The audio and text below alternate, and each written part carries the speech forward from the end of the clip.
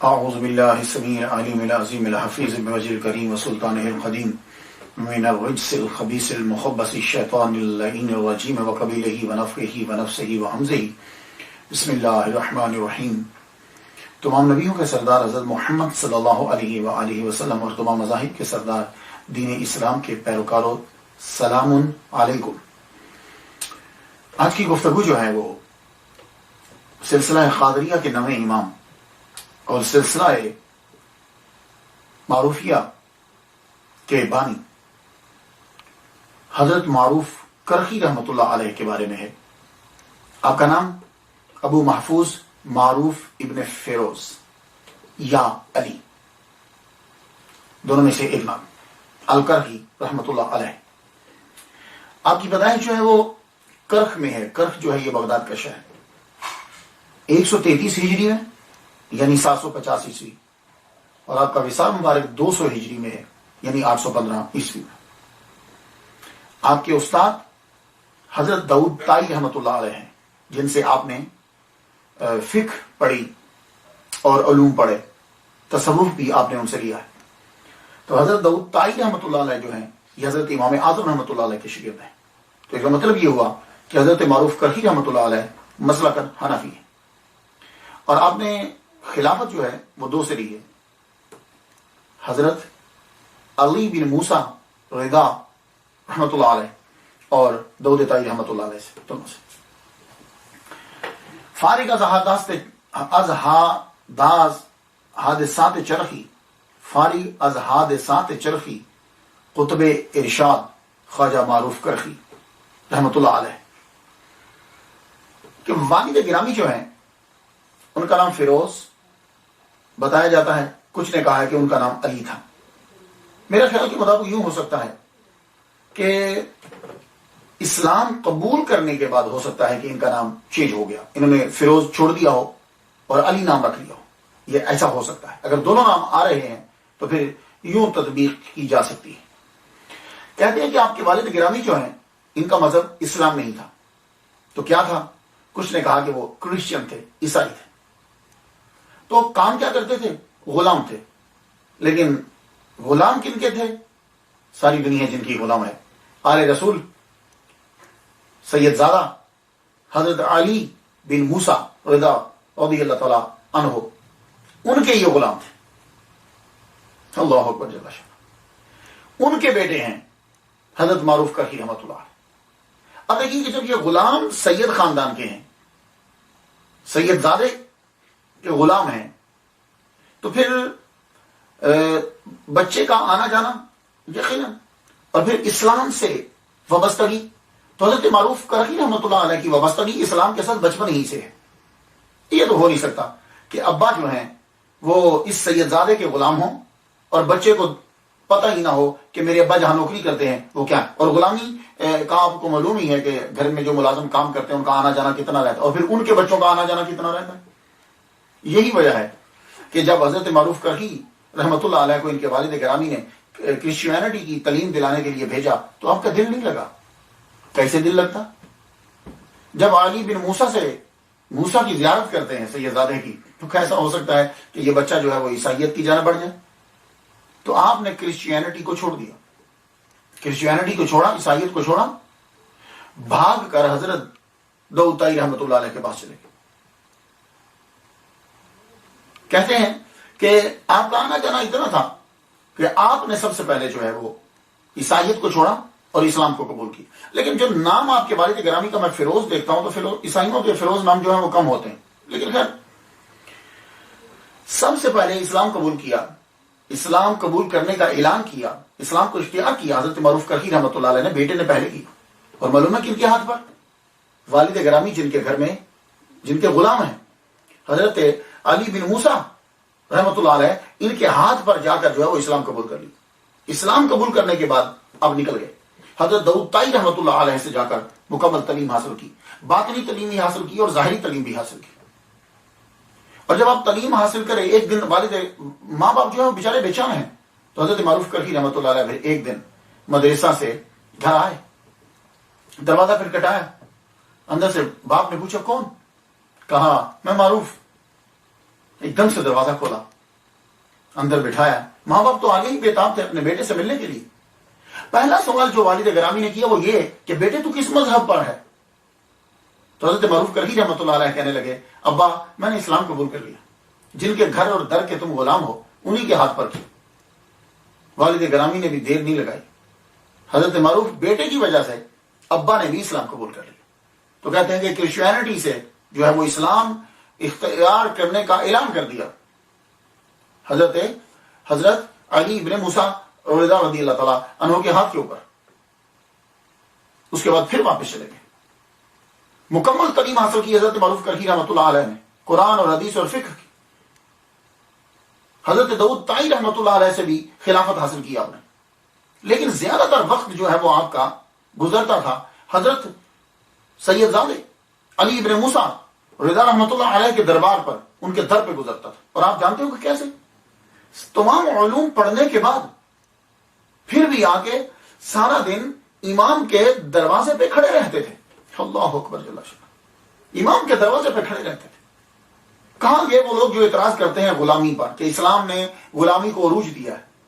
دیکھو، لوگ کسی کے ہاں کام کر رہے ہوں تو وہ چاہتے ہیں کہ اس فیکٹری کو چھوڑ دیں اگر ان کو کوئی اچھا موقع ملتا ہے. لیکن معروف کرخی رحمۃ اللہ علیہ والد گرامی ان کے غلام ہیں، خود ان کے غلام ہیں. بعض نے کہا یہ خود بھی غلام تھے، آزاد کردہ غلام، بعد میں انہوں نے آزاد کر دیا. بعض نے کہا نہیں، ان کے والد گرامی جو ہیں وہ غلام تھے اور ان کے والد گرامی کو بھی آزاد کر دیا. لیکن دیکھو، آزادی کے باوجود بھی آپ رکتے ہیں آ کر تو انہی کے دروازے پہ آخری عمر تک آپ ان کے دروازے کے اوپر جب کبھی موقع ملتا، دنیا میں پھرتے، تعلیمات تبلیغ کرتے کرتے جب کبھی آتے تو آپ ان کے دروازے پر ہی کھڑے رہتے تھے. اللہ اکبر جل شانہ. یہ امام اور سید زادے کی خدمت کا نتیجہ ہے کہ اللہ تعالیٰ نے اتنا مرتبہ دیا حضرت معروف کرخی رحمۃ اللہ علیہ کو کہ 14 سلاسل کے ماننے والے پیروکار آپ کو اپنا پیشوا تسلیم کرتے ہیں. 14 سلاسل، مولویہ، سہروردیہ، نور بخشیہ، مانویہ، نعمت اللہیہ، کبراویہ، زہاویہ، بختاشیہ، رفاعیہ، نقشبندیہ، جمالیہ، کنویہ، قدریہ اور پیر حاجت. یہ 14 سلاسل والے جو ہیں یہ سب حضرت معروف کرخی رحمۃ اللہ علیہ کو اپنا پیشوا تسلیم کرتے ہیں. کیوں نہ پیشوا تسلیم کریں؟ حضرت علی بن موسیٰ رضا رحمۃ اللہ علیہ نے بھی آپ کو خرقہ عطا فرمایا. وہ خرقہ کہ جو حضور صلی اللہ علیہ وسلم سے مولا علی آگے چلتا آ رہا ہے، وہ خرقہ ان کو بھی عطا فرمایا. ان سے بھی لیا. حضرت داؤد طائی رحمۃ اللہ علیہ سے بھی کہتے ہیں کہ خلافت آپ نے جو ہے وہ لی. اللہ اکبر جل شانہ. باپ نے ان کی غلامی کی، بیٹے نے بھی سیدوں کے گھر کی غلامی کی. اور آپ سن کر حیران ہو جائیں گے، ان کے وصال کی جو ایک سٹوری بتائی جاتی ہے، وہ ایک ریزن جو بتائی جاتی ہے وہ یہ ہے ان کے وصال مبارک کی کہ آپ جب واپس آتے تھے تو آپ ان کے علی بن موسیٰ رضا رحمۃ اللہ علیہ کے دروازے پر کھڑے ہو جاتے تھے. 2 محرم ہے، لوگ خراسان سے آئے، خراسان سے زیارت کے لیے آئے. امام جو ہے وہ اندر ہیں، لوگ سیدزادے کی زیارت کرنا چاہتے ہیں. تو 2 محرم 200 ہجری مامون رشید کا دور ہے، جمعہ یا ہفتے کا دن ہے. دروازے پہ کھڑے ہیں تو امام نے اندر سے نوکر کو بھیجا کہ جاؤ جتنے بھی خراسان سے لوگ آئے ہیں کوئی امام سب کو زیارت کروائیں گے. اور آپ حضرت معروف کرخی رحمۃ اللہ علیہ کمزور، بڑھاپا، 67 سال عمر ہو چکی ہے، 67 years old at that time. تو وہ خراسان کے جتنے لوگ تھے جب انہیں پتا چلا کہ امام کھلی زیارت کروانا چاہتے ہیں، باہر تشریف لانے ہیں، ایک دم سے لوگوں کا جو ہجوم تھا وہ تیزی سے آگے بڑھا. وہ رش اتنا تھا کہ آپ بوڑھے اس رش کا مقابلہ نہ کر سکے، کھڑے نہ ہو سکے، ایک دم سے نیچے گرے. جب نیچے گر گئے تو وہ قافلے والے لوگ، خراسان سے جو لوگ آئے تھے زیارت کرنے کے لیے، وہ آپ کے اوپر جو ہے وہ کچھ چڑھ گئے، جس کی وجہ سے آپ کی ربس جو ہے وہ پسلیاں ٹوٹ گئی. ان پسلیوں کا ٹوٹنا تھا 67 سال کی عمر میں اپنے پیر کے دروازے پر جان دے دی. اللہ اکبر جل شانہ. یہ ہے حضرت معروف کرخی رحمۃ اللہ. جب پیروں کو اس طرح احترام کیا جاتا ہے تو اللہ تعالیٰ نوازتا ہے، خاص طور پر سید زادے ہو. تو اس سے اندازہ کر سکتے ہیں آپ کہ آپ کو کتنا پیار تھا سادات سے، آل رسول سے، کس قدر محبت تھی آپ کو. یہ تو آل رسول ہیں. آپ نے جو تصوف لیا اس تصوف نے کیا سکھایا آپ کو؟ آج کل تو بڑے لوگ صوفی بنے پھرتے ہیں، دعویٰ تو کرتے ہیں کہ صوفی، لیکن آپ کبھی ان کے ساتھ بیٹھ جائیں تو ان کی گفتگو سنیے گا، وہ سب سے پہلے کسی نہ کسی مولوی، کسی نہ کسی پیر کی غیبت کر رہے ہوں گے۔ بندہ پوچھے یہ کیا، یہ تصوف ہے؟ ان کا یہ کام تھا ہر ایک کا بھلا کرنا ہے اور کسی کو دکھ نہیں دینا، جانور تک۔ ایک دفعہ کیا ہوا، آپ کے ماموں ہیں، شہر کے کوتوال ہیں، مامون الرشید کی گورنمنٹ میں کوتوال ہیں، کوتوال کا بڑا مقام ہوتا تھا۔ تو آپ جنگل میں بیٹھے ہوئے گزر رہے ہیں، تو بھوک لگی تو روٹی تھی، نکال کے بیٹھ کے کھانے لگے۔ روٹی کھا رہے ہیں تو ایک بھوکا کتا جو ہے وہ قریب آ گیا۔ کتا قریب آیا تو آپ کیا کر رہے ہیں، ایک لقمہ کتے کو دیتے ہیں اور ایک لقمہ توڑ کے خود کھاتے ہیں۔ قریب سے آپ کے ماموں گزرے، انہوں نے دیکھا یہ کیا ہے، حیران ہوئے، کہنے لگے آپ کو حیا نہیں آتی کہ جس ہاتھ سے کتے کو لقمہ دے رہے ہو اسی ہاتھ سے خود بھی کھا رہے ہو؟ کچھ ہمارا ہی خیال رکھ لو، ہمارا ایک مقام ہے معاشرے کے اندر، یہ کیا حرکت کر رہے ہو، حیا نہیں ہے آپ کو؟ تو جملہ ذرا سن لیجیے، فرمانے لگے حیا ہے تو اس کتے کو کھانا کھلا رہا ہوں بھوکے کو۔ ہمارے یہاں حیا کا صرف ایک معنی ہوتا ہے، ہم کبھی کہتے ہیں حیا کرو، ہمارے کیا اس کا معنی شرم و حیا کا معنی کیا ہوتا ہے، یعنی دوپٹہ اوپر لے لو، نہیں، یہ حیا جو ہے، ماڈیسٹی جو ہے، یہ کیا ہے، یہ ایک ایسی کیفیت ہوتی ہے کہ جس کی وجہ سے انسان جو ہے وہ ہر قسم کی بری سوچ اور برے کام سے رک جاتا ہے، یہ ہے حیا۔ ہم لوگ اکثر حیا یہ سمجھتے ہیں کہ کپڑے پورے پہن لینا یا کپڑوں کو زیادہ ڈھانپ لینا، اس کو کہتے ہیں حیا، نہیں، حیا ایک وسیع المعنی لفظ ہے، یہ ہر قسم کی برائی سے بچنا، انسان کو حیا آ جائے۔ تو فرمانے لگے یہ حیا ہی تو ہے جس کی وجہ سے میں کتے کو جو ہے وہ کھانا کھلا رہا ہوں۔ ابھی گفتگو جاری تھی، آپ جب بیٹھے ہوئے تھے تو آپ کی پنڈلی سے کپڑا ہٹا ہوا تھا، ایک پرندہ آیا، وہ پرندہ آ کر اسی ہاتھ پر بیٹھ گیا جس ہاتھ سے آپ کتے کو کھانا لقمہ دے رہے تھے۔ وہ جب اس ہاتھ پر بیٹھا تو آپ کو معلوم ہے کہ ہاتھ جو ہے وہ قریب تھا اور آپ کی پنڈلی سے کپڑا مجزو درویش آدمی، اس پرندے نے یوں اپنا پر لے کر اپنی آنکھوں کے اوپر رکھ لیا، یوں آنکھوں کو ڈھانپ لیا۔ تو معروف کرہی رحمت اللہ علیہ اپنے ماموں سے کہنے لگے دیکھ، جو اللہ سے حیا کرتا ہے تو اللہ کی مخلوق بھی اس بندے سے حیا کرتی ہے۔ اللہ اکبر جل، اللہ کی مخلوق بھی اس بندے سے جو ہے وہ حیا کرتی ہے۔ کسی آدمی کا دکھ حضرت معروف کرہی رحمت اللہ علیہ کو پسند نہیں آتا، آج کل اچھا نہیں لگتا تھا، دکھی کر دیتا تھا۔ آج کل ہمارے معاشرے کے اندر یتیم بچے جو ہیں وہ بیچارے ذلیل ہو رہے ہیں، ہم نے کبھی یتیم بچوں کا خیال نہیں رکھا، ان کے سر پر کبھی ہاتھ نہیں پھیرا، ان سے کبھی اپنی محبت کا اظہار نہیں کیا۔ اللہ بڑا خوش ہوتا ہے جب کبھی کوئی یتیم کے سر پر ہاتھ پھیرتا ہے۔ آپ عید کے دن جا رہے ہیں، جاتے ہوئے آپ نے ایک یتیم کو دیکھا، عید کے دن بچے نئے نئے کپڑے پہنتے ہیں، آپ نے ایک بچے کو دیکھا وہ بیچارہ اداس ہے، قریب گئے، کہنے لگے بیٹے تم اداس کیوں ہو؟ کہنے لگے میرے ابو نہیں ہیں، آج میرے ابو ہوتے تو وہ مجھے کپڑے لا کے دیتے۔ فرمانے لگے یہی رک میں ابھی آیا، کسی سے جا کر ادھار کھجوریں لی کہ میں تمہیں پیسے دے دوں گا، مجھے کھجوریں ادھار دے دو، ادھار لے کر وہاں سے ہٹ کر آ گئے، اور لوگ جو ہے وہ عید کی نماز پڑھ کے آ رہے تھے، وہاں رستے میں کھڑے ہو کے کھجوریں بیچنے لگے، کہنے لگے یہ کھجوریں لے لو، یہ کھجوریں لے لو، یہ کھجوریں لے لو۔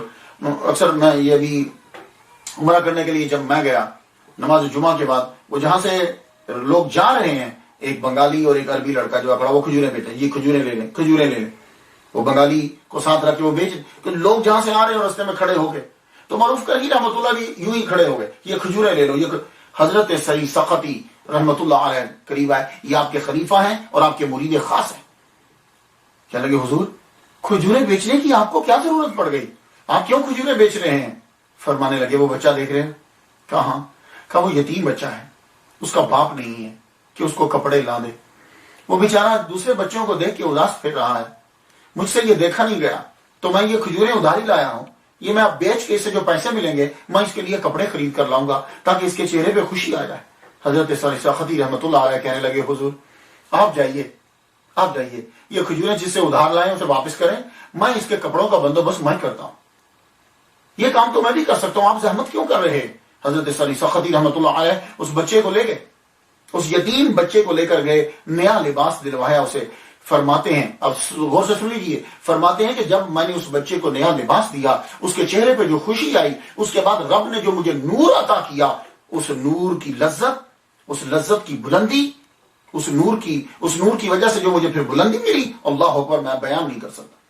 تو خواتین حضرات، یہ اولیاء کرام کے واقع بیان کرنے کا مطلب یہ ہوتا ہے کہ یہ لوگ جب ان کی بات ہم سنتے ہیں، دل کرتا ہے کہ ہم اس کے اوپر عمل کریں، ورنہ پڑی ہوئی بات تو آگے گزر جاتی. قرآن مجید میں لکھا ہو، حدیث مبارکہ بھری پڑی.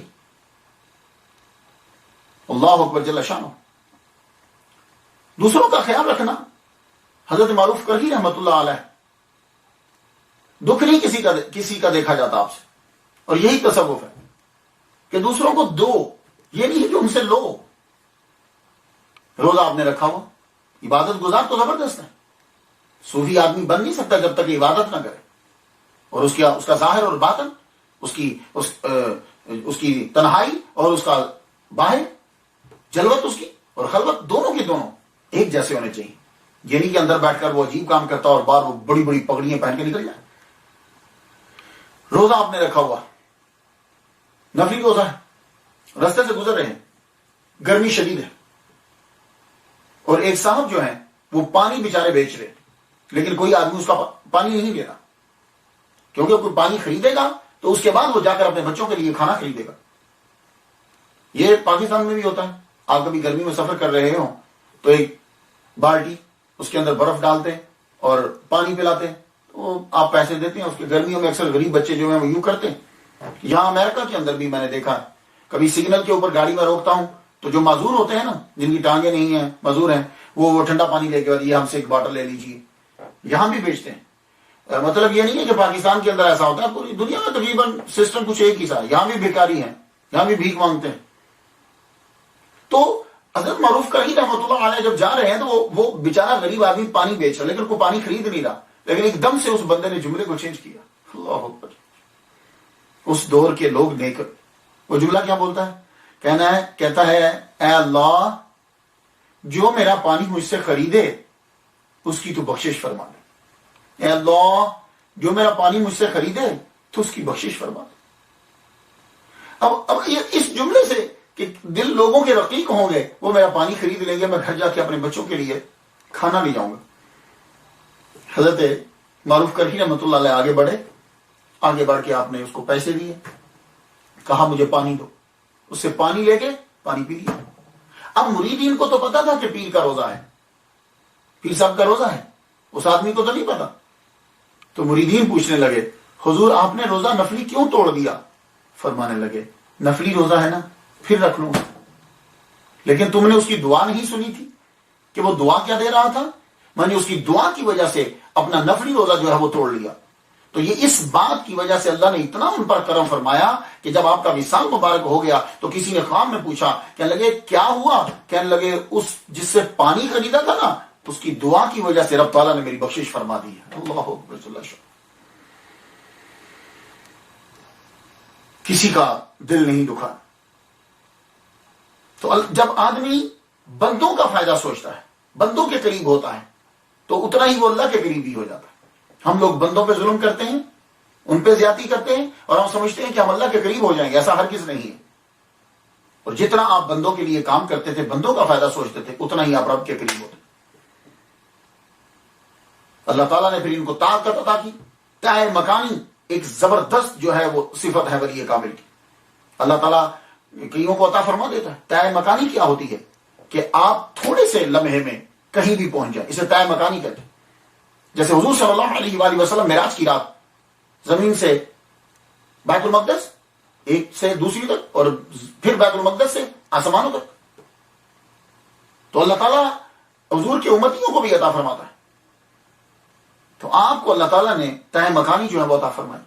حضرت محمد بن توسی کہتے ہیں کہ میں معروف کرہی رحمۃ اللہ علیہ کی بارگاہ میں رہتا تھا، لیکن عقیدت مند ہیں، اور ادب یہی ہوتا ہے کہ بڑے کے سامنے جب کھڑے ہو تو سر کو جھکاؤ، نظروں کو جھکاؤ. تو آپ جب ان کے سامنے کھڑے ہوتے تو نظریں یوں جھکی ہوتی. عشاء کی نماز اس کے وقت جو ہے وہ ملے تو یوں ہی سر کو جھکایا ہوا ہے. دوسرے دن آئے فجر کے بعد، فجر کی نماز میں دیکھتے ہیں یوں گفتگو کر رہے ہیں تو پاؤں جو ہے اس پہ نشان ہے، کوئی زخم لگا ہے. تو عرض کرنے لگے حضور میں رات کو ملا ہوں آپ کو، آپ کے پاؤں میں یہاں نشان نہیں تھا، یہ زخم نہیں تھا، یہ اب زخم کیسے ہوا، خیریت تو ہے؟ تو حضرت معروف کرخی رحمۃ اللہ علیہ کہنے لگے عشاء کی نماز کے بعد نفل پڑھ رہا تھا تو ایک دم سے خانہ کعبہ کا خیال آیا تو میں وہاں پہنچ گیا، خانہ کعبہ کا طواف کیا. طواف کرنے کے بعد جب میں آ رہا تھا تو چاہے زمزم کے قریب سے جب میں گزرا ہوں مجھے ٹھوکر لگی ہے کسی چیز سے، تو اس کی وجہ سے زخم ہو گئے. عشاء میں بغداد میں تھے، مکہ میں پہنچے، پھر مکہ سے واپس فجر سے پہلے بغداد میں واپس پہنچ گئے. آپ جانتے ہو بغداد سے مکہ شریف کا کتنے مائل سفر ہے؟ 870 مائلز، 870 مائلز ہے. تو عشاء میں گئے بھی اور واپس بھی آئے. اللہ اکبر جل شانہ. تو جب اللہ کے لیے کام کرتے ہیں تو یہ زمین کچھ نہیں ہے. آنکھ بند کی تو کہیں، آنکھ بند کی تو کہیں، ہر وقت باوضو رہتے، ہر وقت. وضو کے اوپر، وضو کے بہت سے فوائد ہیں لیکن اس ٹاپک کے اندر ان کو سائنس کو جوڑنا نہیں ہے، اس پہ میرا ایک لیکچر ہے. لیکن ایک بات میں آپ کو بتا دوں، باوضو جو رہتا ہے اس کے چہرے پہ نور رہتا ہے. جو باوضو رہتا ہے اس کے ساتھ فرشتے رہتے ہیں اور اس کا دبدبہ ہوتا ہے. باوضو رہنا میں اپنے والد گرامی سے میں نے سنا، وہ انگلش بھی پڑھایا کرتے تھے پاک کالج شرح کے اندر. تو میں جب پڑھتا تھا ایف اے میں ان کے پاس پڑھتا تھا، یعنی کالج میں بھی ہیں تو بھی وضو جو ہے وہ ضرور کرنا ہے. سفر کر رہے ہیں وضو ضرور کرنا ہے. تو اللہ تعالیٰ کروڑوں رحمت نازل فرمائے. والد گرامی طالب حسین شاہ رحمۃ اللہ علیہ کہتے تھے جو بندہ باوضو رہتا ہے اللہ تعالیٰ اس کو قرضے سے خلاصی عطا فرماتا ہے. تو یہ ایک فائدہ بتا رہا ہوں، یہ تصور کیا ہے کہ آپ لوگ بھی باوضو. تو حضرت معروف کرخی رحمۃ اللہ علیہ کسی ایسے مقام پر ہیں وضو ٹوٹ گیا، فوراً سے وہی تیمم فرما لیتے. عرض کی حضور پانی تھوڑا سا دور ہے، کہنے لگے وہاں جاتے جاتے دم ٹوٹ گیا تو دم نکل گیا تو دریائے دجلہ دور ہے، میں پہنچتے تو اس لیے ہمیشہ باوضو رہنے کی جو ہے وہ کوشش کیجیے. سویا بھی کریں تو باوضو. اللہ اکبر جل شانہ. شریعت کی پابندی، اللہ تعالیٰ نے آپ کو اتنا قرب عطا فرمایا. آپ نے اپنے مرید سری سختی سے کہا کہ جب بھی تم دعا مانگا کرو تو دعا یوں مانگا کرو، اے اللہ بحق کے معروف کرخی مجھے وہ شے عطا فرما. اللہ تعالیٰ جو ہے وہ تجھے عطا فرما دے گا بحق کے معروف کرخی. اب اس کا مطلب یہ نہیں ہے کہ یہ نعوذ باللہ کچھ لوگ ہوتے ہیں وہ عجیب سی آگے تشریح بنا دیں گے. اب اس کا مطلب یہ نہیں ہے کہ نعوذ باللہ معروف کرخی رحمۃ اللہ علیہ جو ہے وہ اللہ سے بڑے ہو گئے، اب ہم یہ نہیں. اللہ تعالیٰ کے وہ محبوب بن گئے ہیں تو اللہ تعالیٰ نے خود کہہ دیا ہوا ہے. کیا وہ حدیث بھول گئے ہیں کہ اللہ تعالیٰ نے خود اپنے نبی سے یہ کہا ہے کہ جب وہ مجھ سے مانگتے ہیں تو میں ضرور بر ضرور انہیں عطا کرتا ہوں. وہ انسان نہیں لاؤں اللہ، اگر وہ مجھ سے سوال کریں تو میں ضرور بھر ضرور انہیں عطا کرتا ہوں. تو جب رب کہہ رہا ہے ضرور بھر ضرور عطا کرتا ہوں تو پھر اب اعتراض کی ضرورت کیا ہے؟ تو کیا کہا اپنے مرید اور خلیفہ سے؟ کہا کہ تو یہ دعا کیا کرے اللہ بحق کے معروف کرخی مجھے وہ شے عطا فرما. اللہ تعالیٰ تجھے عطا فرما دے گا. اور ایک مرتبہ آپ نے یوں دعا کرنے کے لیے کہا اللہم انی اسالک بحق سائلین علیک و بحق راغبین الیک. اللہ اکبر جل شانہ. اور آپ کے سمجھانے کا انداز یوں تھا. ہمارے یہاں کیا ہوتا ہے کہ کوئی آدمی مسجد میں نماز پڑھنے کے لیے آ جائے، اوہ تیری شلوار بہت نیچی ہے، تو نے سر پہ ٹوپی نہیں پہنی، تیری شرٹ بھی چھوٹی ہے. وہ بندہ کہتا ہے یار میں پہلی دفعہ نماز پڑھنے کے لیے آیا ہوں، مجھ پہ اتنی انسٹرکشنز ہدایات شروع کر دی ہیں. وہ بندہ دوبارہ آتے نہیں. بھائی دیکھو ایک دفعہ نماز پڑھنے تو آیا نا، اب آہستہ آہستہ کوئی ایسا طریقہ اختیار کرو تو اسے بات سمجھ میں آ جائے. پہلے دن ہی آپ اسے بھگا دو چلا جائے گا. ابھی تو نیا شروع ہوا ہے. اب آپ ذرا دیکھیے حضرت معروف کرخی رحمۃ اللہ علیہ کا طریقہ سمجھانے کا کیا. آپ کے یہاں ایک مہمان ٹھہرا، آپ کو معلوم ہے کہ جب لوگ باہر سے آتے ہیں تو خانہ کعبہ اس جگہ میں ڈھونڈنا کہ قبلہ کی ڈائریکشن کیا ہے بڑا مشکل ہو جاتا ہے. تو اس کے لیے فقہ کا مسئلہ یاد کر لیجیے آپ سب لوگ. اگر آپ کسی ایسی جگہ پہ جاتے ہیں کہ جہاں آپ کو ڈائریکشن کا پتہ نہیں ہے تو پھر آپ کیا کریں گے؟ آپ تھنکنگ پہلے کر لیجیے، سوچ لیجیے ادھر قبلہ ہے نہیں، ادھر ہوگا، سورج ادھر سے نکلا ہے ادھر. آپ تھنکنگ کر لیجیے. تو تھنکنگ کرنے کے بعد اب آپ نماز شروع کر لیجیے. تو نماز اگر شروع کر لی آپ نے, تو اگر آپ نماز پڑھ چکے ہو, کوئی بات میں آ کے بتاتا ہے, تو نماز ہوگی آپ کی. کیوں؟ اس لیے کہ آپ نے تھنکنگ کر لی تھی. اور اگر آپ نے پہلے تھنکنگ نہیں کی, بغیر سوچنے کے آپ نے کسی طرف منہ کر کے نماز شروع کر دی ہے, تو اب آپ کو لٹانا پڑے گی اگر کسی نے بتایا. دیکھا آپ نے کہ سوچ اور سٹرگل کا کتنا اثر ہوتا ہے.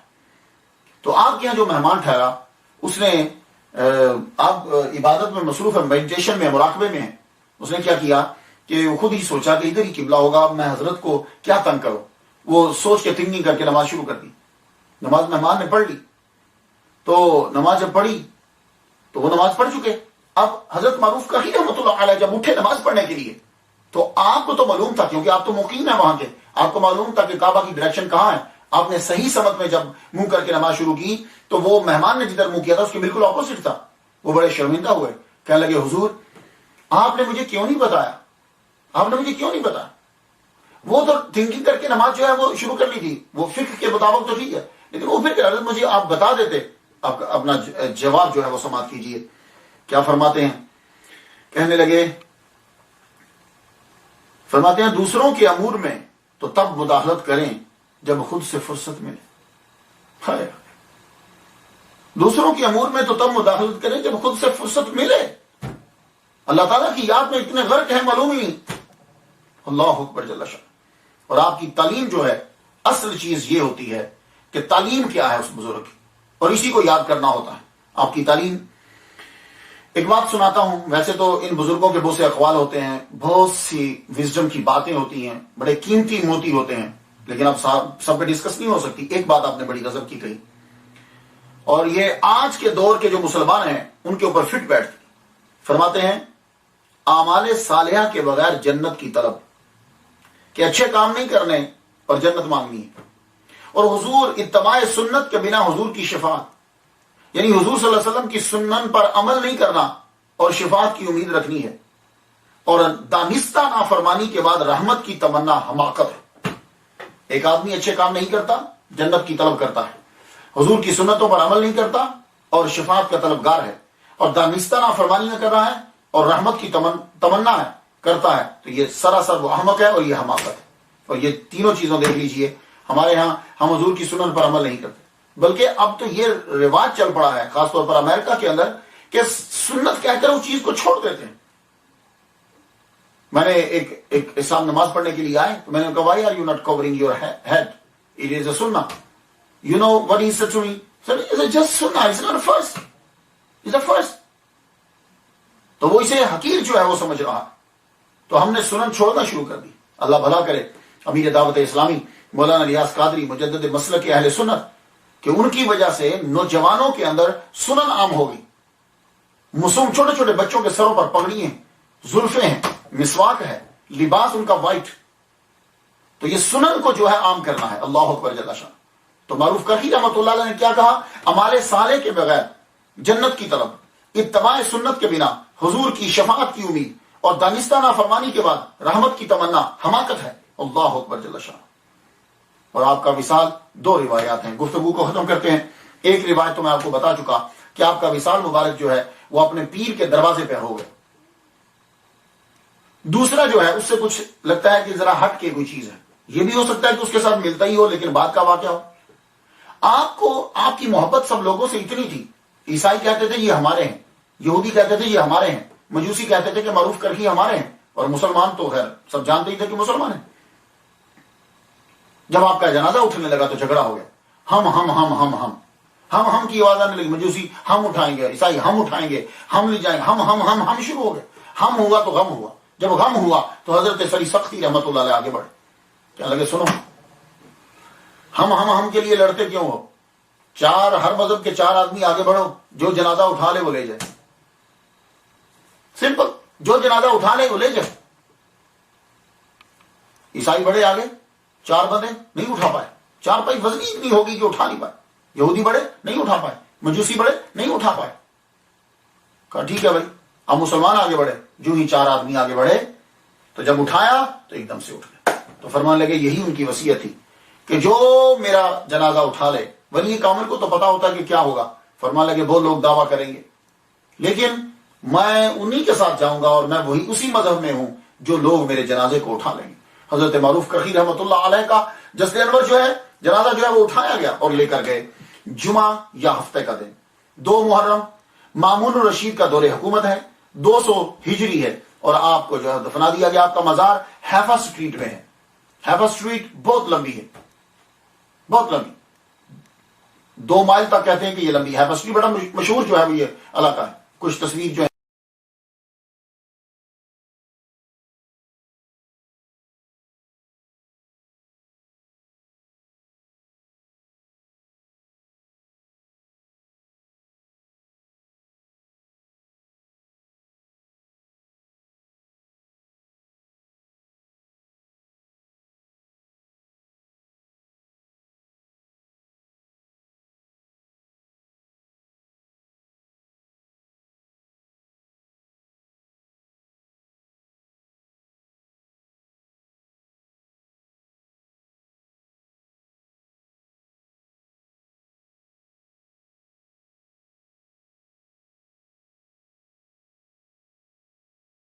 اور آپ کی تعلیمات سے ہر بزرگ کا ایک ٹائٹل جملہ اور پالیسی میکر جملہ میں آپ کو بیان کرتا ہوں.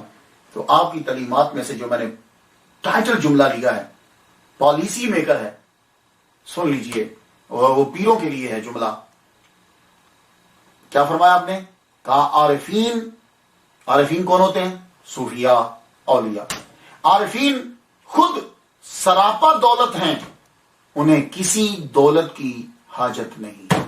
پھر سن لیجیے, یہ ٹائٹل جملہ ہے کہ عارفین خود سراپا دولت ہیں, انہیں کسی دولت کی ضرورت اور حاجت نہیں ہوتی. میں تو ان کے لیے فاتحہ پڑھ چکا. آپ لوگ جو ہیں وہ بھی اس کو سننے کے بعد 2 کام کرنے ہیں. فاتحہ ان کے لیے پڑھیے گا اور یہ جو ہے لنک آگے تک پہنچائیے گا. میری بخشش کا بھی سبب ہو اور آپ کا بھی. وآخر دعوانا ان الحمدللہ رب العالمین.